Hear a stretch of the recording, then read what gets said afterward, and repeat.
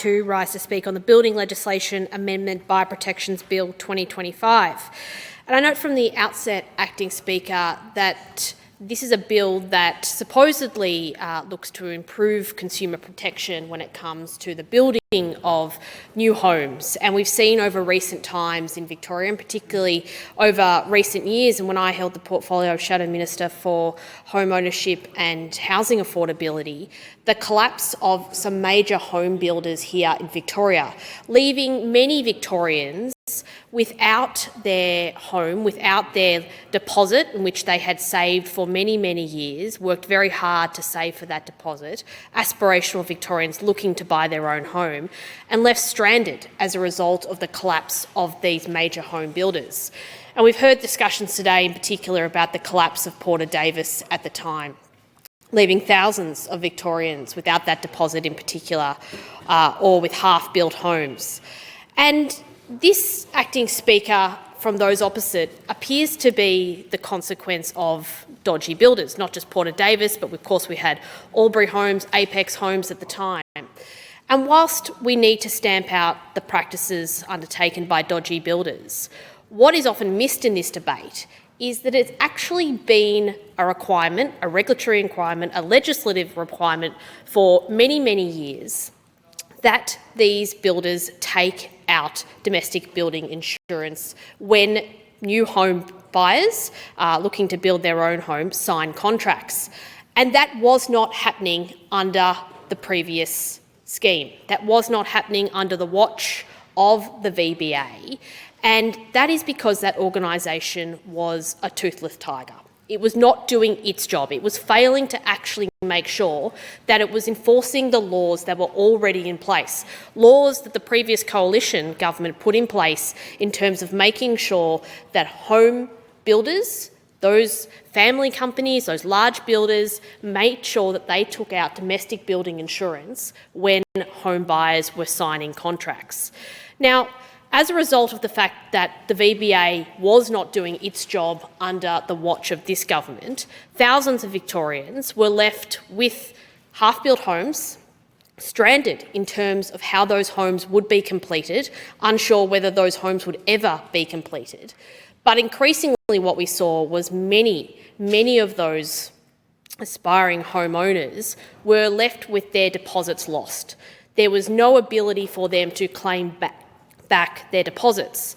And it's only as a result of working with those families, working with those consumers that were left stranded without their deposits, that the opposition was able to place pressure on the government to actually deliver a redress scheme for those home buyers. And over that period, I spoke to many families that had been affected by the collapse of these major builders, the collapse of Porter Davis, Albury Homes, Apex Homes.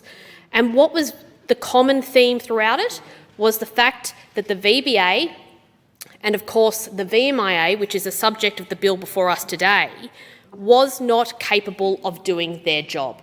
Time and time again, we heard the fact that the VMIA was not processing the claims, that these claims were being drawn out, and they could not even get a response from the state insurer. This bill today looks to transfer the VMIA, the domestic building insurance operations of the VMIA and the operations related to that under the Building Dispute Resolution Victoria, to the new Victorian Building Authority. Now, the VMIA is an agency that has been in financial strife for many, many years.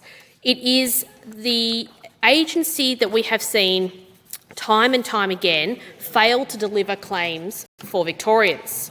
But it should come as no surprise that that is the case, Acting Speaker, because we saw time and time again the fact that the VMIA has reported an operating loss last year of $98.7 million. And on top of that, the agency now has $476 million in negative equity. Now, we on this side of the House know that that operating loss in particular is a direct result of the number of claims that have been put into the VMIA as the result of the collapse of these major home builders, Porter Davis in particular. And what does that mean for Victorians? What does that mean for consumers? Consumers that we're hearing from those opposite are those people who should be the focus of this bill. It means that they are now facing higher premiums as a result of the VMIA being in the financial position that it is.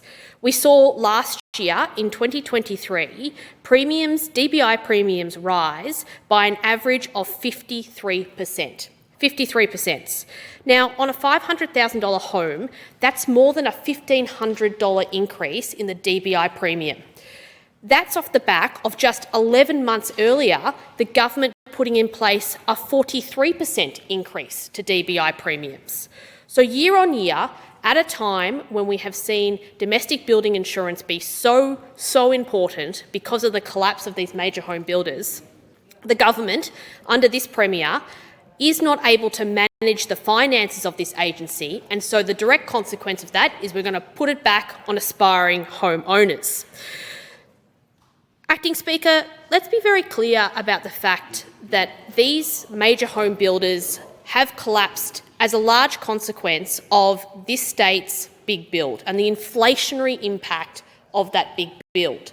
When you have the situation of $50 billion of cost blowouts on these major projects, the flow-through consequences to the home building industry have been on stark display.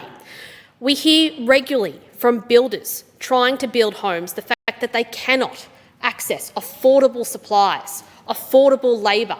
And what does that mean? That means that it pushes up the cost of housing. And when you add on top of that, Acting Speaker, that 40% of the cost of a new house and land package in Victoria is taxes, fees and charges. 40% as a direct result of the government imposing taxes, fees and charges on new home and land packages on aspiring homeowners here in Victoria. This government likes to talk a big game when it comes to housing in Victoria. We saw the housing statement released about 18 months ago, a big target of building 80,000 new homes each and every year, 800,000 over the decade. Well, they've had to walk back that commitment. They've had to walk back the fact that they were going to build 80,000 more homes each and every year for those aspiring homeowners. But what was very, very clear in that housing statement at the time, Acting Speaker, is it mentioned housing affordability and home ownership once. Home ownership once in that statement. This is not a government that actually believes in home ownership. In fact, the former Premier, as we all know, said that he thinks that Victorians prefer to rent, that young people in this state don't want to own their own home. But what we know, Acting Speaker, is that young Victorians do want to own a piece of this great state. They do want to own their own home, but they simply don't think it will ever be possible. We know the dream of home ownership is getting further and further out of reach because of this government. This government's answer to the housing problem is to put more taxes in place, to make it harder by increasing DBI, insurance and premiums, instead of actually enforcing the law, making sure that builders are doing what is required under legislation, under regulation. They mismanage it. They mismanage it to the point that it becomes the problem for Victorians and insurance premiums go up. It's no different when it comes to the enforcement of the VBA. And we've seen the terrible things that have occurred under the VBA's watch. Just a couple of years ago, the VBA were doing inspections via iPhones. That was how they were making sure that the defects in Victorian homes were being managed and being enforced through iPhones. This is an agency that is not delivering for Victorians, has not delivered for Victorians. And the answer from this government, once again, is to just change the name. Victorians have absolutely lost any hope under this government of ever being able to own their own home. Under the housing statement, under the various pieces of legislation that come into this place week after week, there is nothing that is actually driving down the cost of housing in this state. In fact, in the piece of legislation before us, we see a 2% bond on high-rise. That is the only thing this government actually intends to build, and yet again they are pushing up the cost. This government cannot cannot deliver for young Victorians that want to own their own home. The dream of home ownership in this state is absolutely failing under the Allan Labor government. Member for Greenvale.